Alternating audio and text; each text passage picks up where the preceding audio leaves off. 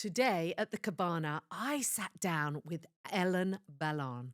She is a true earth angel and a warrior with a fierce passion for saving dogs. Ellen lost her home during the Palisades fire, yet she continues to pour her love into Deity Animal Rescue and also the Caravita Foundation, saving countless dogs and giving them a second chance at life. Ellen opens up about her deep love for dogs and her own personal losses along the way. It's an emotional and deeply inspiring conversation, one that reminds us of the power of compassion, resilience, so never giving up. For all my animal lovers and lovers of life, this is an episode for you. And of course, if you like it, please press like and subscribe. My name is Zoe Scott, and this is my podcast, Confessions at the Cabana. I was born in England, and I chased my dreams across the ocean, landing in America, and then driving all the way to California to live my rock and roll life. I've journeyed from living in the wild to lighting up the stages all around Los Angeles, and I've got plenty of stories to share. But this podcast isn't about me. It's about creating space for others to share their stories, stories that inspire, stories that bring us together, and stories that heal. So come join us here in Malibu at the Cabana. Oh my God, I am so excited to be here with Ellen Ballon. Aww. And she is the CEO and founder of Deity Animal Rescue. Thank you so much for being here. I'm bless you. so excited to meet you. I'm so excited to meet you. I mean, it is absolutely amazing, the beautiful work you are doing. And I have such a great love for animals. I'm grateful to you. I'm grateful.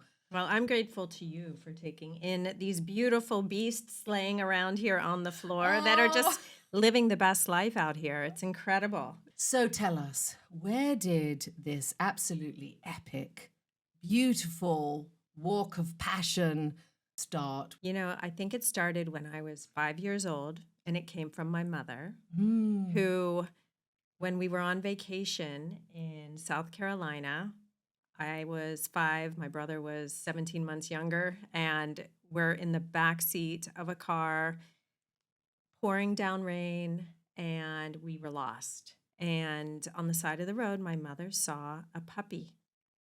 And she said to my father, "Richard, pull over." And he looked at her and said, "Layla, I'm not pulling over." And my mother, who usually got her way, said, "Richard, you will pull over now." And he did. And I remember her grabbing the puppy in a towel and putting it in my lap, Oh. soaking wet, Ooh. sad eyes. I think the puppy may have been sick. I don't really know, but I just remember looking down at this baby, this little brown chocolatey baby in my lap, and him looking up at me, and that was it. The fire was lit. Wow. From that moment on, I was a card-carrying animal lover, and when I was in college at Ohio State, I remember there being a segment on 2020 or 48 Hours, and it was about Greyhound dogs and what they did to the Greyhound dogs that weren't performing, and they euthanized them. And I think they even euthanized a dog, like it was known that that dog had been euthanized. And I laid there with my roommates sobbing. Kind of in front of the other dogs, do you mean? Or No, I mean, they just followed the path of one of the dogs that wasn't performing, and they did a story on him. And at the end, it was known that the dog was euthanized. And from that moment on, I said to myself and to my roommates, while I am on this planet, and I said, who am I to decide who lives and dies Mm. here? And that was the last time I ate meat. I think that was 1989. Mm. And in Columbus, Ohio, way back then, I was pretty much living on frozen vegetables and Lipton rice packets. And I had an iguana who started out as a hatchling. So he and I would eat the Oh. same dinner together. And yeah, I mean, that was it. And then my son was born in 2007. And prior to that, I had been holding leashes and volunteering at the shelters and walking dogs. And that was around when Facebook came into my life. I got Right, on which Facebook. changed all our lives, right? Yeah. And I kept getting tagged on these urgent dogs at our shelters here in Okay. Los Angeles, which are all, unfortunately, kill shelters. And I would get tagged on these dogs that, had 48 hours, 24 hours, needed to be out at 4 p.m. Ugh.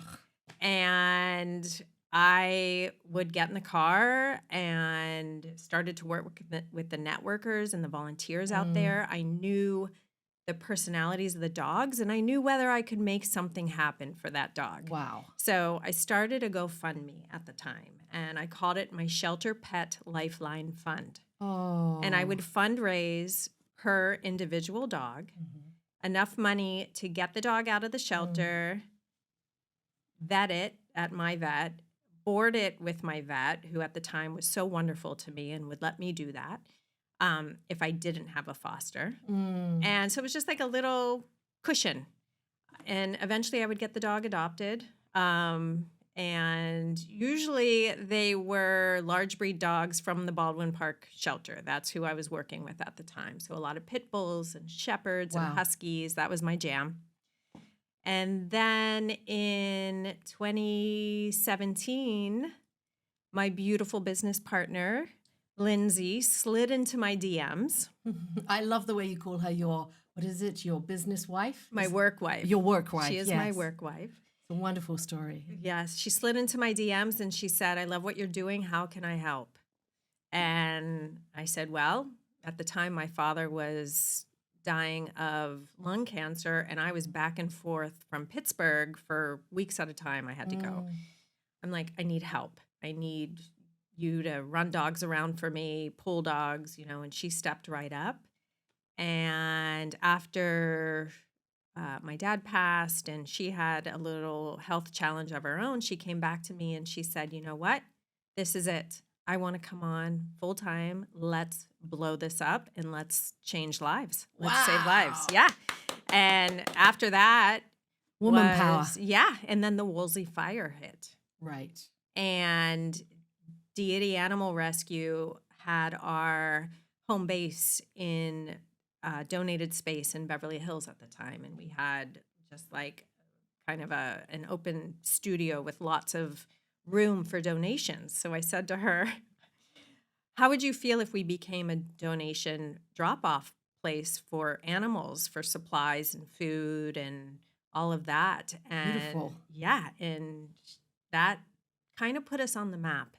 We, in a course of 5 days, had enough supplies and food to fill up 77, if I remember that number, truckloads from good humans who brought donations to us at our place. We then filled up the trucks and sent them to, the shelters that were helping, all the different campsites that were taking in humans and animals alike. And yeah, so that put us on the map. And from then we just kind of hit the ground running. And I mean, that's so wonderful. The other end of the story, right? That people will really muck in. And that was actually during the Woolsey fires, was it? Wow. So that was 2018. And, we're partnered with both city and county shelters. So we take dogs from there. And we're foster-based here in Los Angeles. Both Lindsay and I have more recently come on board something called the Caravita Foundation. Yeah, I was reading about that. That looks really exciting. So, and I'm talking to the people in the back here who may or may not know, the situation in Yeah, our shelters. let's explain the situation to everyone, because I mean I am not really well versed. I know that 1.5 million dogs are killed in America, euthanized, right, in the shelters Yes. every year. I like you, where you began. I see these beautiful dogs in these cages, and with 2 days, one day before they're going to be euthanized, and it absolutely breaks my heart. I end up sitting there sobbing and wanting to turn away. So, what is the situation with these shelters overpouring? What the hell is happening? Can you tell us the inside Yes. scoop on what the whole thing is? Why people are turning their dogs over? Why, you know? So the problem, just simply speaking, lies within the numbers. The pet overpopulation problem in pretty much every big city and every, low income rural area of the United States. There is not enough resources to get your pet spayed and neutered. And what happens is cats, dogs, puppies, kittens end up in our shelters. Our shelters aren't built for the numbers that are coming in, Right. and they end up having to euthanize them, which is a nice way of saying kill them, to make room for the next that come in. So, I mean, there's something really fundamentally wrong. We're gifted this earth and the animals to take care of them. I consider my dogs like my earth angels. So there's something, we've got to change the system here. So what you're saying is it's all about spaying and neutering and getting the numbers down. Is that what yes. this So, Caravita? yes. And actually, just to back that up a little bit, because, of what you just said about your babies, just because they're a dog in a shelter doesn't mean that they are broken or anything's wrong with them. These days, there are purebred breeder dogs taking over our shelters, beautiful puppies of all breeds, of all mixed breeds. I mean, kittens just, they can have, I don't even know how many litters by the time they're even 1 year old. Like, it's insane that it explodes. No, because I've looked at your site. I fell in love with this little guy called Wellington. He was a little like Yorkie Terrier mix. But I ended up sitting there like tears coming down my face, because they're obviously so sweet and so intuitive and so aware of what's going on. How does it happen that someone turns their dog in? How many different scenarios have you seen? There's so many, sadly.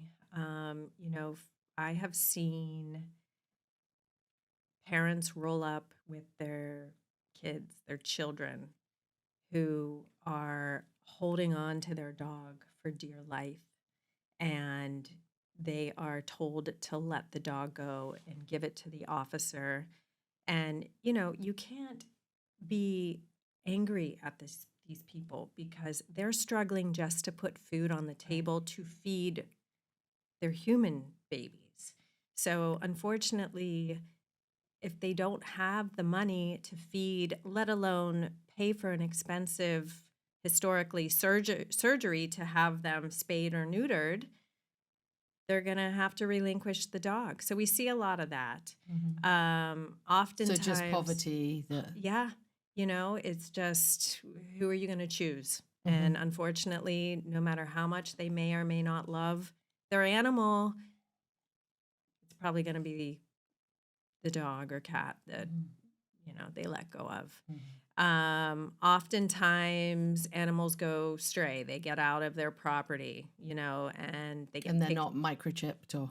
Exactly. So, a good lesson in that is, if your dog can or accidentally get out and go running, like, at least if there's a microchip, the shelter picks the dogs up and returns them. Will call you immediately and say, come get your dog. So, but yeah. You're reminding me to do my new dog. Yeah. So, and then you specialize in elderly dogs, right? Is that like elders who die or get too old to take care of the dogs? How do those beautiful older dogs get in? Again, it could be any kind of a situation, but we do see that when the dogs get old, and these are dogs who have given their life in Mm. loving one family, and maybe now they have lumps and bumps and arthritis Mm. and bad teeth and cloudy eyes, and the family can't afford to fix what's going on, and the dogs end up in the shelters. And yeah, I will admit that is my soft spot. I Mm. am known to basically camp out in front of a senior pit bull mommy with her, huge nipples hanging down. Oh, And just, she has done so much in raising her babies. And oftentimes, that's how her owner has made their money too, by selling these wow. puppies. And then when the dogs are no Too longer, old. it's, They get.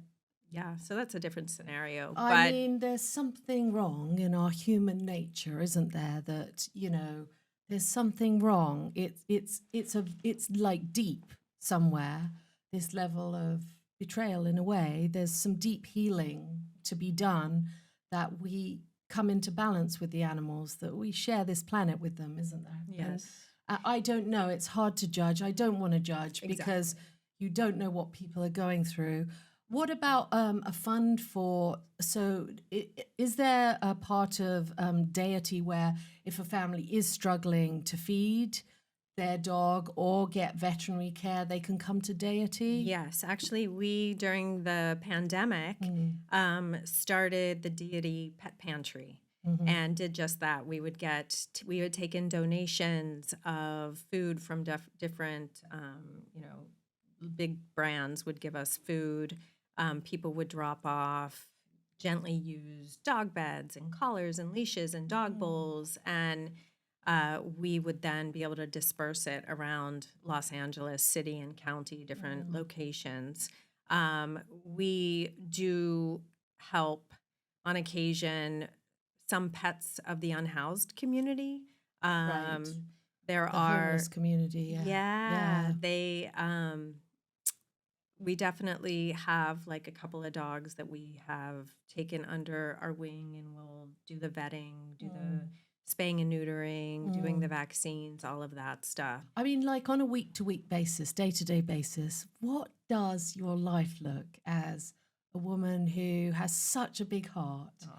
to rescue these creatures? What kind of things are you covering each and every day? You know, at some point, to go back to what we Mm. were talking about a few minutes ago, um, at some point, I had to make the decision Mm. to take the emotion out of it. Take the emotion of like being angry, like why is this happening to these Oh, sentient yeah. beings who were not asked to be born? They didn't ask to be here, but yet here they are, and so many of them are suffering. I kind of just had to put my nose down and, Yeah, because I wondered about that, yeah, because when I look, I get so emotional just looking at your site. Was it just too heartbreaking earlier on? yeah. It was. I mean, you come to this world of animal welfare with the best intentions Mm. and the fullest heart and the most open Mm. heart. And, it gets literally sucked out of you. Right. And you know too much, Mm. so you can't walk away. It's like that, silent club. You walk through the door and it Mm. slams behind you, and you're in, Wow. and you're not leaving Mhm. because you can't leave.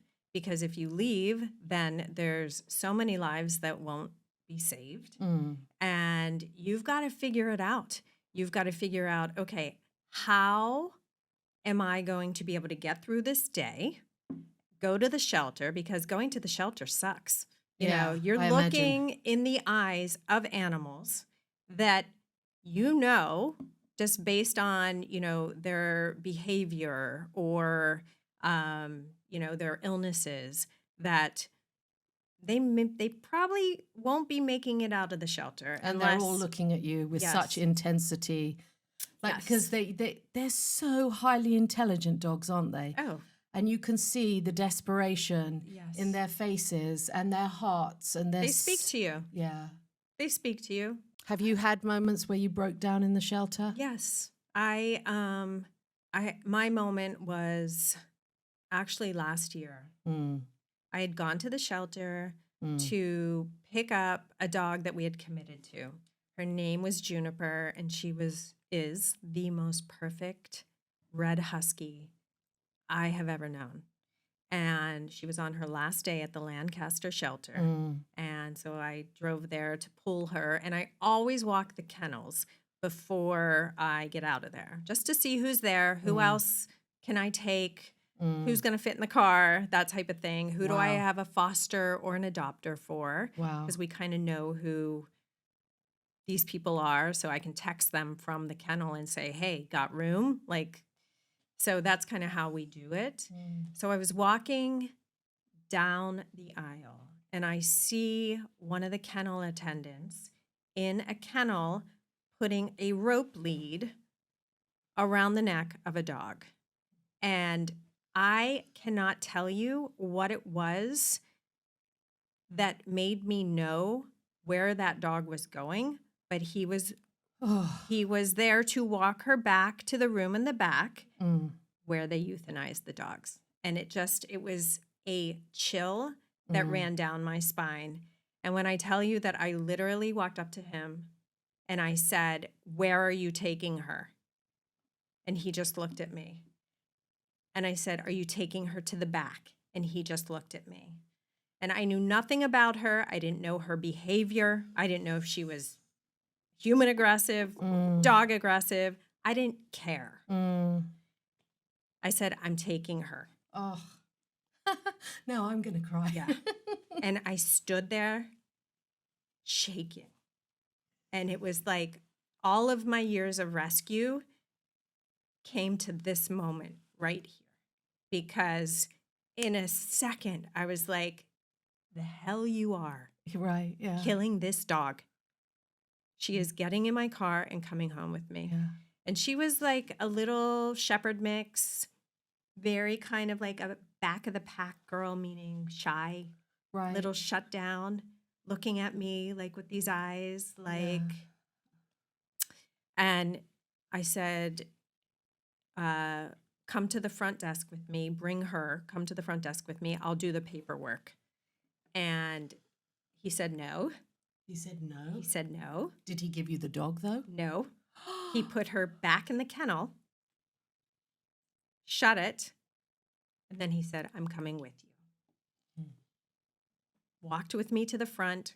We told the woman behind the desk, and she said, okay, and started doing the paperwork.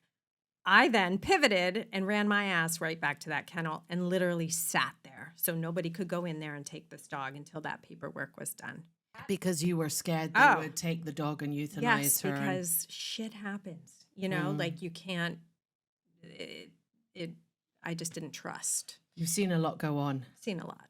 Yeah. So I went and sat there until he walked back with her paperwork for me.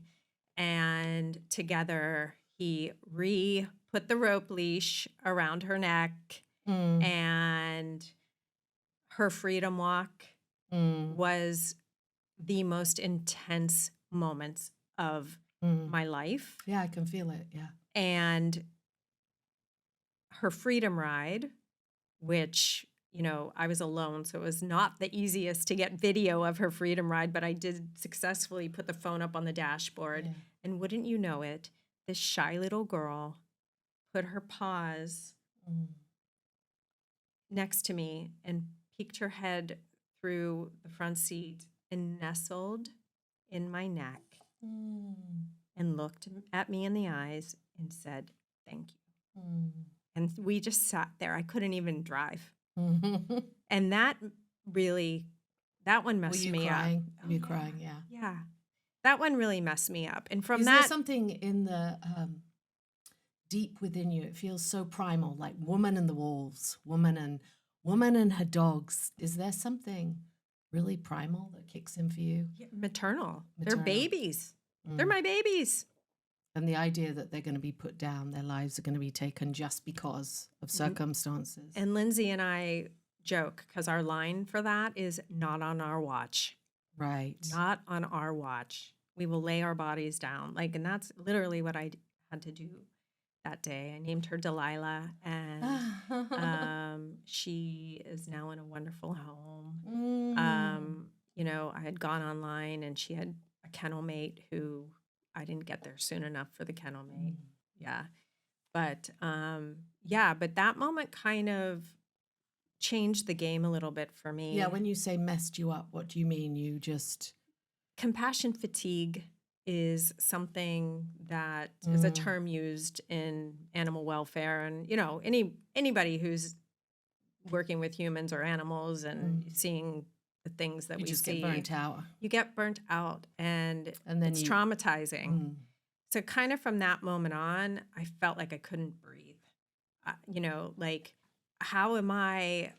You feel like you're responsible for so many lives. And had I not been there in that divine timing for Delilah, she would be dead.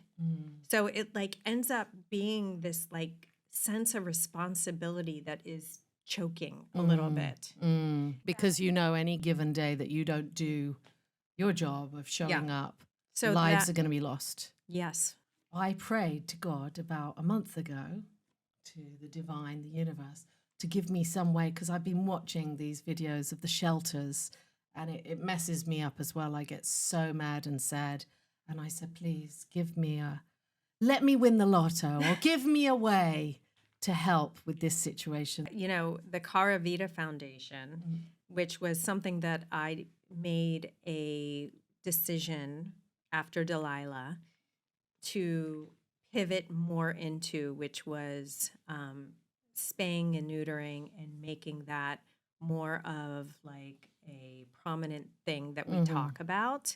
And at that same time, one of our followers had reached out and she's like, I can't watch you guys, you know, suffocating under this anymore. Like, how can I help you? And I said, you know, funding spay and neuter is how you can help, because we need to stop before they are even born. We need So you really feel that is the solution? That is to bring the numbers down. 100% the only solution. So Lauren is her name. She came back to me a few weeks later and she said, what if we started a foundation that's sole purpose is to spay and neuter, to fund spay and neuter?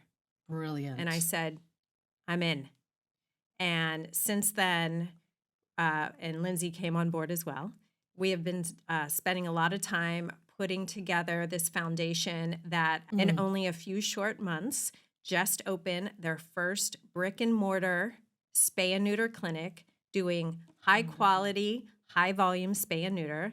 So Dr. Silverman can do a spay in under 4 minutes and a neuter in under a minute. It's actually less anesthesia and less incisions, so it's better, healthier for the animals. And she can do 80 to 100 a day. Wow. We're planning to open 4 more locations in areas including Lancaster and Palmdale that need, and South LA here is devastated. So, and we have a little like calculator ticker on our newly launched website. And as of this morning, when I checked it, we were the amount of lives saved. We've done over 4,000 spays and neuters in just a few short months. Wow, bravo. And almost 1 million lives then that won't be born and clogging up our shelters and suffering in our shelters. That is amazing. So congratulations. Thank you. It's so exciting. And yeah, you know, we're trying to make spay and neuter sexy. It sounds like a real solution. That is the only solution. It's the only solution, is to spay and neuter. I mean, if we want to turn our shelters into what they were meant to be, which is a stopping point before they move on to their like forever a halfway homes. house. Exactly. Yeah, as opposed to overflowing, so they've got to be... As opposed to their last stop on Earth. Yeah. Right. It's going to take a couple of years, but we are forging forward. We are screaming it to the people in the back who maybe have a dog that they bought from a breeder and have no idea, like you do, like Yes. what's going on in our shelters. They're Yeah. not, unfortunately, in the know. So we're going for them, let them know, and, open for just, creating a movement. And that is the goal. That sounds utterly amazing. And I think if you're on the outside, you wouldn't realize, like I wouldn't realize, that is what is really necessary. And maybe those places are, where you go to get your doggies spayed and neuters, could they also be places that hand out free food as well? Exactly. Yes. That Yeah. is, there's pet pantries there. That's what you call your pet pantry, where you Yeah. can go and, so if you're struggling and you can't feed your dog, you can find a Deity Animal Rescue pet pantry. Well, if it's at the brick and mortar where they're getting spayed and neutered, that would fall under the guise of Caravita at this point. Caravita. Caravita Foundation. And where is this one? So our first one is in Burbank. Burbank. Yeah, so servicing all of Los Angeles at this point. It's very low cost. I think a spay for a cat is $130. A neuter is $110. Right. And if you can't afford that, then we're going to subsidize. And we also take the vouchers that are given out by the city. So, yeah, we'll make it work. Go to the link in our Caravita page bio on Instagram. There is an application form. Caravita, what does that mean? I believe. Sweet Life? Yes. Is it Sweet Life, Caravita? That's why it was chosen. I'm sure if us women put our heads together, we could make it sexy. Please, let's do it, because we've got to get to the people in the back. We Right. need to make this a mainstream thing, that spaying and neutering our animals is affordable and accessible. Yeah. Could it be advertised actually at the shelters? Could there be signs? That's actually, I was on the way in, that if you can't afford to feed your dog, you can't afford to get them spayed or neutered. This is a that is part of the marketing plan, to hit all the shelters and get our posters up there with the phone numbers and the link and all of that stuff. So, yeah. And in some ways, was it Delilah? Even though that was your break point, she inspired you to go partly in that direction, right? When you are at your lowest point, sometimes it opens the door. It's the crack, isn't it? Yep. That lets the light in. You just give me the chills. But yeah. The crack, that's right. Yeah. Have there been other moments that were really low for you in this business of? Oh, there's or would you rather not go there? There's so many. I mean, it's just, like I said, at some point, you become a little numb. I took in two-legged chihuahuas. Yes, your Miracle, right? Wasn't one of them called Miracle? Miracle I love her. and Treasure. Oh, And how did they end up with two legs? That was my boyfriend's question. I told him about them. He was like, how come they only had two? Genetics, overbreeding. Wow. Yeah, so it's a genetic defect. Wow. And it doesn't just happen to chihuahuas. It could happen to any That's dog. incredible. So they're overbred. So they ended up with two legs. How did you come by them? So Miracle was dumped at the shelter as a puppy after she was bred. That this little girl, who was still a puppy herself, born with no legs, no front legs, who had to scooch her body to get around, was then, knocked up, gave birth to puppies. I don't know if the puppies survived or not, but she was then dumped at the shelter. Dear God. And I mean, what is wrong with people? yeah. And I took her. I saw her and I was like, no, that dog needs to leave the shelter now. Oh, Live bless. with me at the end of 2017. And we got her a wheelchair, her wheels, which she hated because the stronger she got, the healthier she got, the faster she got. She would scooch around my house and be faster to the door when I walked in than my able-bodied dogs, my four-legged dogs. Wow, she was a force. Yeah, and she was a miracle. She was a miracle, and I would put her in her wheels, and she would give me the side eye, like, "What the hell are you doing to me? Get these off of me. I don't need them. I am complete. I am whole. Yes, as a two-legged. Exactly. Wow. And then months later, we got a DM from this guy out in Riverside. He had found a two-legged Chihuahua in the dumpster behind his tattoo parlor. Would we take the dog? What on earth makes somebody put a living animal in a dumpster? I don't know. I mean, people are in so much pain to do these things. Yeah, and she was all like scabbed and bruised because, she was like scooching on. Trying to get out of the dumpster. Yeah. What are we doing? Yeah. The Native Americans knew that, and the indigenous people knew that these creatures, they were our gifts. The reason I named her Treasure was because one man's trash then became my treasure.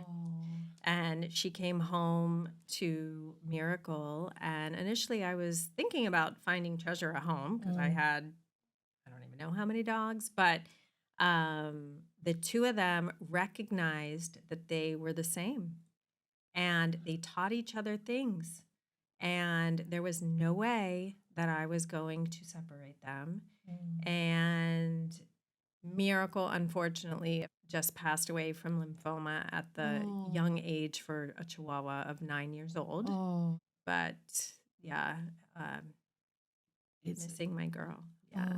So she was a real love, was she? She was my, she was a soul dog, a teacher.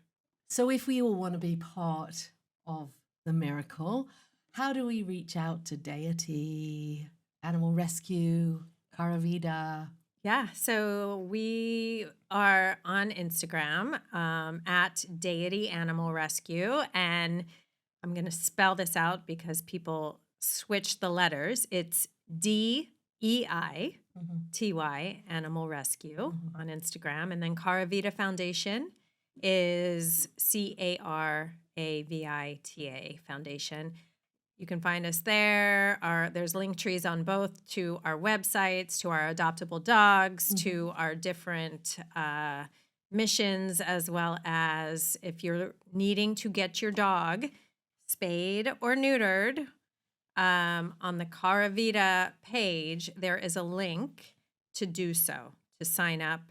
In Burbank, we also have locations in the Antelope Valley, and if neither of those are close to you, please reach out to me personally, or I'm Elsuebea, ELLESUEBEA on Instagram, and I can get you to where you need to be. So perfect, wonderful. No excuses, people. No excuses. Place where you can go, spayed and neuters. There's the pet pantry. You don't need to go to the breeders. You can adopt. Oh my God, I looked at your adoption page. I would take all of them. I cry when I see their little faces. They're so ready to give so much love. They are. They are blessings. Do not need to go to a pet store. Go to Deity, and they're just beautiful, all of them. Thank you for saying that, because every breed, every creed can be found either in a shelter or there's a rescue for specific breeds. So, do you ever have people come to you and say, "Hey, I'm looking for a husky. Can you go find me a husky at the shelter?" Or I'm looking for a Chihuahua. An interesting fact as far as like the Huskies go and the Malinois, every time there is a movie or a TV show that comes out that gets popular, breeders start breeding those dogs, and that's who ends up in our shelters. So right now, I think like the John Wick movies, like it was a Malinois maybe, and then there was a Husky on the Ghost. What Ghost was a husky. I can't think of the name. Game of Thrones, maybe? Consumerism, right? Yes. I want what I see without thinking this is a life. Exactly. This is a soul, not to be owned, but to be nurtured. Yep. I know you've had some famous people who've come and adopted from you, right? Did I read Hilary Swank? Yes. Yes. Well, and she is more than an adopter. Mm. She actually rescued a dog from a truck stop. She and her husband were on their way back, I want to say like Montana or somewhere. Mm. And there was a pregnant dog running in this area that was known to be a dumping ground For dogs. for dogs. And she opened the door and put the dog in the car and reached out to us and said, we're on our way back and I think she's pregnant. Oh. Can you guys help? Oh.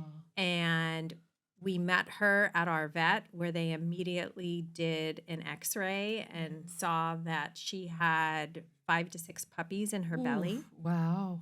Wow. Hillary Swank then stepped up to foster Mama Moon is her name. Mama Moon. Mama Moon. Oh. At her home. And Mama Moon gave birth to the puppies at her home, I think in the bathtub upstairs. Oh. And Hillary then saw Moon and her babies until 8 weeks when that's appropriate for the puppies to go to their new home. And she was there to say goodbye and meet the new parents of every single puppy. And then she kept Moon. Beautiful. Yeah.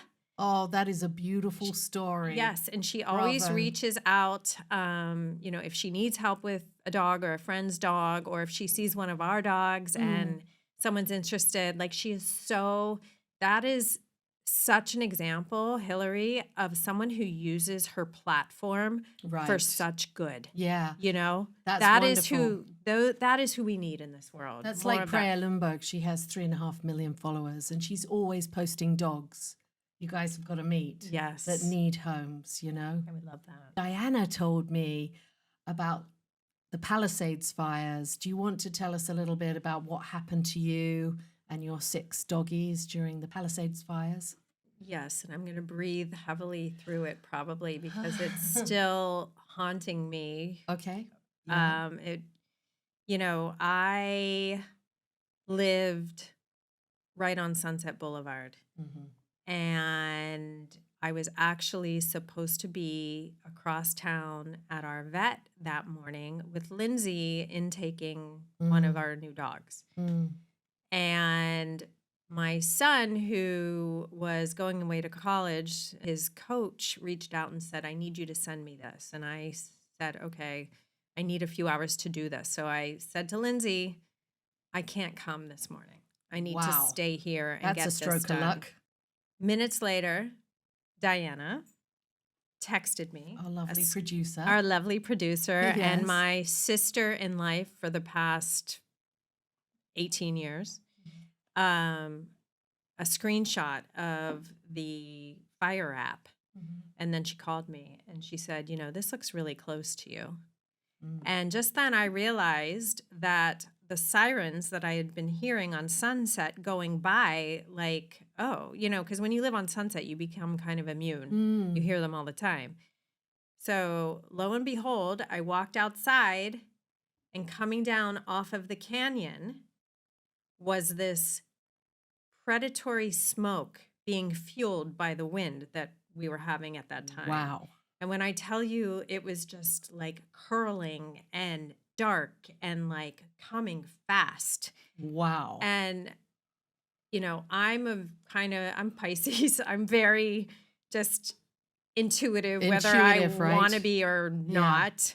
And I looked at this thing and I just felt it saying to me, I'm coming, run. Wow. And Ugh. And my son was home on holiday break and he's a teenager who doesn't wake up for anything. So I ran upstairs and I'm like, Nico, get up. And he's looking at me and initially he wasn't budging. I'm like, we need to pack a bag. We need to get in the car. There's a fire and we need to go. And how many dogs did you have at this point I in the had house? 6 dogs. 6 dogs. Were there the 2 with 2 legs? 2 2-legged Chihuahuas and then Chloe, Sugar, Taco, and Lucky. Oh my. And, when you're a dog mom of 6 dogs like that and a mom, like you live in Los Angeles Mm, where shit happens. mm, You have an evacuation plan ready to go. mm, In my mm. brain, I knew what had to happen. And Right. also being in rescue, I drive a truck and there's always crates in the back of my car because we do shelter runs and we put the dogs in there. So I, in my robe still, systematically loaded Miracle and Treasure into one crate, Taco and Lucky into the other crate, and put Chloe and Sugar in the back seat. Ran back in the house. Nico was up, getting dressed. I packed my gym bag with our essentials and a change of clothes, and we got in the car. And Diana texted at 10:39 a.m. Mm. We were in the car, I'd say by 11:15, Wow. and 45 minutes. not half an hour. Half an hour. Wow. Yeah. And at that point, Sunset Boulevard was already gridlocked going one way. Like you could only go one way because they were just evacuating so fast. And that was before the mandatory evacuation.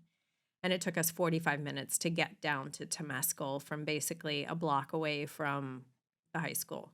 Wow. Yeah. So, and I had taken a video as we were getting in the car and I panned to the house. It was a video of the smoke. And that was the last proof of my house ever being there standing. And I kept saying to Nico, like the one thing that I was panicking about, and this is what I have a reoccurring dream about to this day, is I kept saying to him, turn around and count the dogs. Count the dogs. And he put his arm on my see, I get choked out. He put his hand on my arm at one point and said, Mom, you did it. You got them. Oh. And I still, The terror of somebody getting left behind. And yeah. so that was the last time you saw your home. So our house burned it started burning the evening of the 7th. And I know this because I was sent a video. And it was from one of our friends. And he said to me, Ellen, I think this is your house. And I looked at it and the flames were stories high. So I knew it was gone. And then my son somehow got into the Palisades. The fire happened on the 7th. He got into the Palisades the evening of the 8th. The house is still smoldering. And he went and took a video of it. Like it was surreal. And it was gone. And the only thing that was still standing was this beautiful stone wall that was inside at a fireplace. So, how did it feel to lose your sanctuary? You know, at the time, you're just numb. Because how could my house have been standing yesterday morning? Doesn't make any sense, right? It doesn't make any sense. And now it's gone. And did I get all my dogs out? So you're like Where in did this you go? like. Where did you go? Initially, we fled to the valley. I went to Lindsay's house, Yeah. and then my friend Christine said, "Come over." And it's Nico and 6 dogs and myself. So I have the best friends in the world. But terribly. I mean, I'm so sorry. It sounds so utterly shocking. Yeah, but and in the evening, the fire, if you remember, was then encroaching like that way. I could see the fire from where I was staying in the valley, and I panicked and put everybody back in the car for the 3rd time. And my ex was at the time living in a little place in the marina, and we went there. And that's where we stayed until we found a place.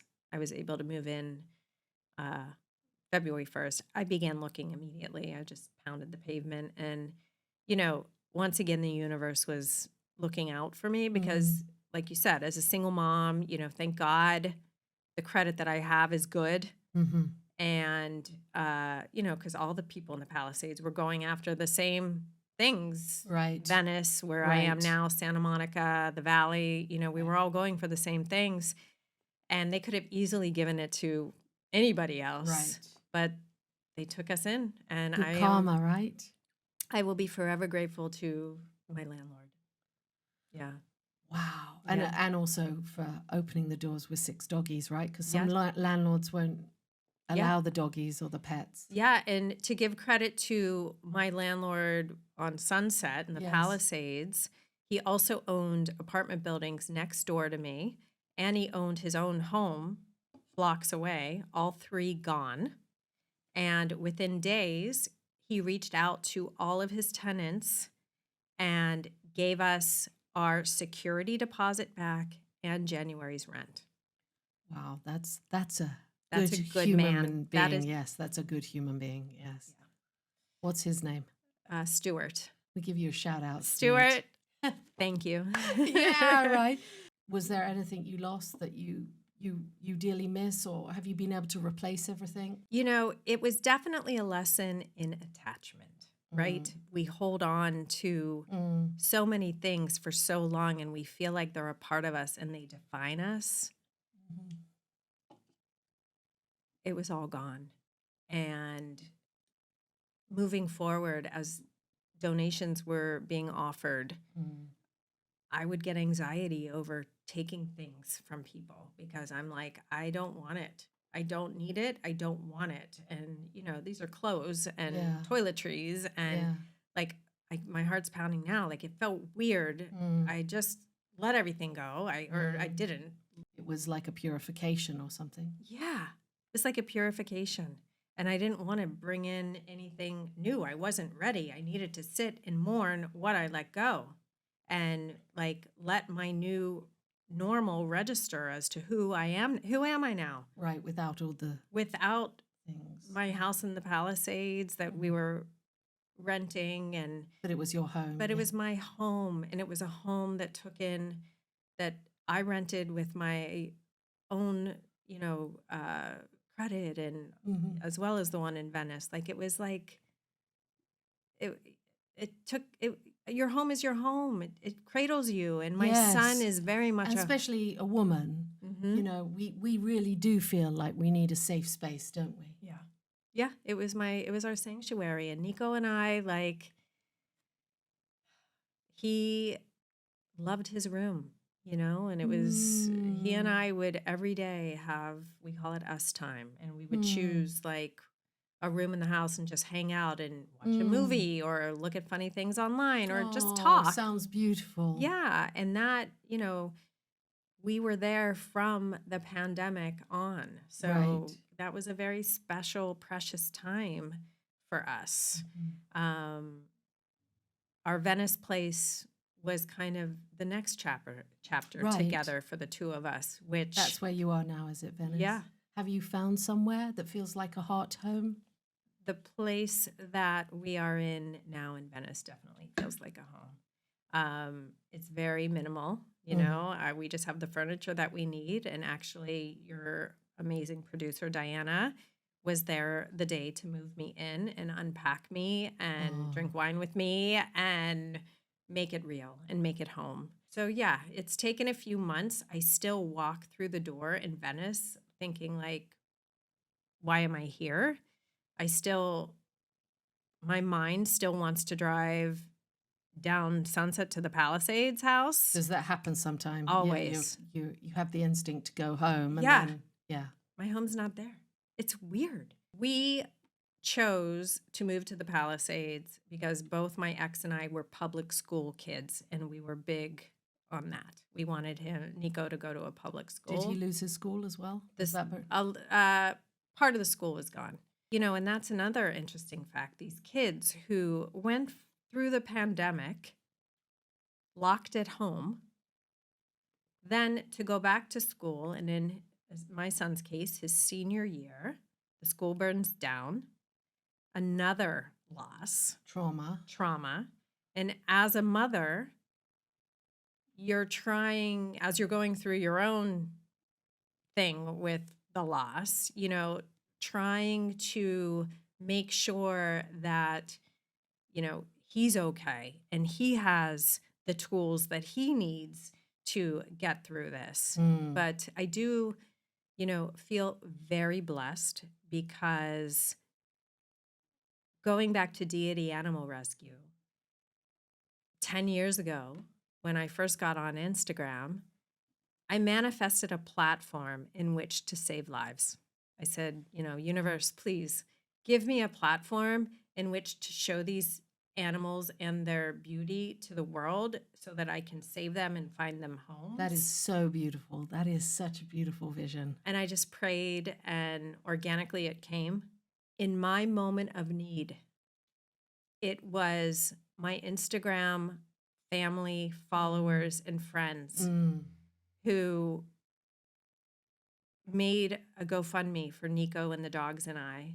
Wow. And got us through. Wow. I was able to buy a sofa and 2 beds and a dining room table because Wow. my people had my back. And there's been, I think about it and I'm like, how can I effectively and emotionally in the way that I want to communicate to everybody who helped? How can I do that? How can I thank them? And, in this moment right here with you, I'm grateful that you're giving me that opportunity to scream from the mountaintops. You guys, I feel so blessed and so seen and so loved by you. Thank you very much. I think the work that you're doing is so beautiful. And I think probably all those people that took care of you during the fire, they are so grateful to you. There is that cause and effect in the universe. And over the years, it seems like through Deity, through your big heart, Ellen, you've done so much for so many of these beautiful animals. It was probably their pleasure, as it is Diana and I's pleasure. I know Diana has been friends with you for so many years, to give something to you when you're giving so much. So I'm sure they all feel really good about that. Oh, thank you for your words. What is for you at Deity the definition of a great owner? Who are you looking for to adopt? We tend to not care if you're like in a house with a yard or an apartment. I mean, it does depend kind of on the dog and the personality sometimes, but just as long as you're somebody who is going to commit to the life of that dog, Right. and make sure that you are proactive on a moments basis to be advocating for your animal, whether it be, keeping the dog on the leash, not Going to the vets. yeah, getting your vaccines every year, that type of thing, keeping a collar and a tag. Dogs need to sleep inside. They don't need to sleep in your bed, but they can, and you can crate them. They can sleep on the floor, but we don't like, we want our dogs to be sleeping in the house, not out in the yard. Not out in the yard, Yeah. Basically, you just need to commit to love Yeah. and protection. Yep. And, I didn't have any children because I was singing rock and roll, but these really are my fur babies. yeah. And, well, listen, Ellen, you are just so amazing and you're such an awesome speaker as well. I think you should be on TED Talks. Oh, thank you. I think you should be on some chat Let's shows. do it together. Yes, We'll do it. It's called Women on Top. Women on Top. You are a woman on top, lady. Put it there. Thank you, thank you. Bless your dear, beautiful heart for doing all this absolutely wonderful work, and having the courage really to do it, because it takes a lot of courage. You are a force of nature. I can feel how passionate you are, but how powerful you are, actually. Thank you. I'm getting there. I'm starting to feel it in my 55 years of life. It's kicking in, but I feel like that's women, all of us. We all have that power. We just need to harness it and use it. Right? Yep. Not tuck it away. Nope. We need to be bold power. and big and just do us. Right. Yeah. Well, listen, anytime you want to come back and bring any of the doggies and talk to Diana and I here, Woman on Top. Love it. Confessions in the Cabana. Have you got anything, one little thing you want to confess before I have so many confessions. I don't know. Do we have time, Diana? Give us something juicy. Oh, gosh. Should I save them for next time, maybe? Did we get juicy enough? Got any really crazy stories? Oh, my gosh. I have like legal stories and illegal stories and Um, You've had to get oh, attorneys to no, no, I just, if I would have gotten caught, I probably would not have, you know, may have ended up in jail for the night or something. because you had saved a dog that needed saving. But yeah, these are the moments in life where you're like, I was put here to serve, Mhm. and this is, you know, this is my mission. Oh, it's so So, beautiful. What do you think the doggies would tell us or say if they could say something to us? I think that they're happy to be here. Yours are happy to be here. The dogs in the shelters know exactly what their fate is. So, they know. They know. They are wiser than we are, I believe. So, it's just our job to do our best by them. Mm. We're here to serve them. Wow. Yes. That is so, it's so beautiful. I'm so in love with my dogs. So I hope one day maybe I'll have the courage to do some work with doggies who need it in the way, well, maybe not quite as big as you're doing, but in small ways. Well, you just Thank you. did. Thank you so much. Thank you Thank so you. much. Thank you. Thank you Thank you for for giving me doing a this. platform to tell the story. And in return, there you go. You just did so much for so many.